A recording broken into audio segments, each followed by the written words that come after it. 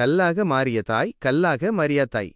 முன்னொரு காலத்தில் ஒரு கிராமத்தில் ஒரு தாய் தனது 2 குழந்தைகளான சி புண்டல், சி புண்டல் மற்றும் சி பந்தன், சி பண்டன் ஆகியோருடன் வசித்து வந்தாள். அவர்கள் மிகவும் ஏழ்மையாக இருந்தனர். ஆனால் தாய் தன் பிள்ளைகளுக்காக கடினமாக உழைத்தாள். ஒரு நாள் அவள் ஆற்றங்கரைக்கு மீன்பிடிக்கச் சென்றாள். அப்போது அவளுக்கு 2 அரிய சுவையான முட்டெட்டி முட்டைகள், மட் ஸ்கிப்பர் எக்ஸ் கிடைத்தன. அவள் அந்த முட்டைகளை மகிழ்ச்சியுடன் வீட்டிற்கு எடுத்துச் சென்று கவனமாக வேக வைத்தாள். முட்டைகளை ஒரு மேசையில் வைத்து தன் பிள்ளைகளிடம், பிள்ளைகளே, இந்த முட்டைகள் எனக்காக.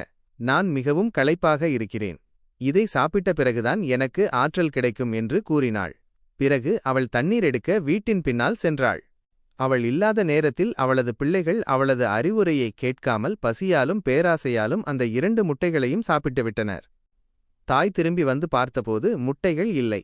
அவளது இதயம் நொறுங்கி போனது. பிள்ளைகளிடம் விசாரித்தபோது அவர்கள் இருவரும் ஒன்றும் தெரியாதது போல் மறுத்தனர். தாயின் மனதில் தாங்க முடியாத சோகம் ஏற்பட்டது.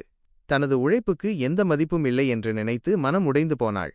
கவலையால் நிலைகுலைந்த தாய் வீட்டை விட்டு ஓடி காட்டுக்குள் சென்றாள்.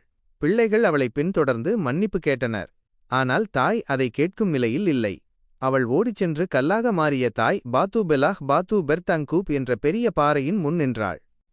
பாறையின் முன் நின்று அவள் அழுதவாறே, ஓ கல்லே, உன் வாயைத் திறந்து என்னுள் விழுங்கு என்று கூறினாள். அற்புதம் நடந்தது. அந்த பாறை மெதுவாக 2ஆக பிளந்தது. தாய் அதன் உள்ளே நுழைந்தாள். அவள் உள்ளே சென்றதும் பாறை மீண்டும் மூடிக்கொண்டது. அவளை என்றென்றும் உள்ளே பூட்டி வைத்தது. பிள்ளைகள் அங்கே ஓடி வந்து சேர்ந்தபோது தங்கள் தாயின் முதுகு மட்டுமே அவர்களுக்கு தெரிந்தது. அவர்கள் தங்கள் சுயநலமான செயல்களுக்காக வருந்தினர். ஆனால் அதற்குள் காலம் கடந்துவிட்டது. இந்த சம்பவம் தாயின் தியாகத்தையும் அவளை மதிக்க வேண்டிய அவசியத்தையும் அவர்களுக்கு உணர்த்தியது.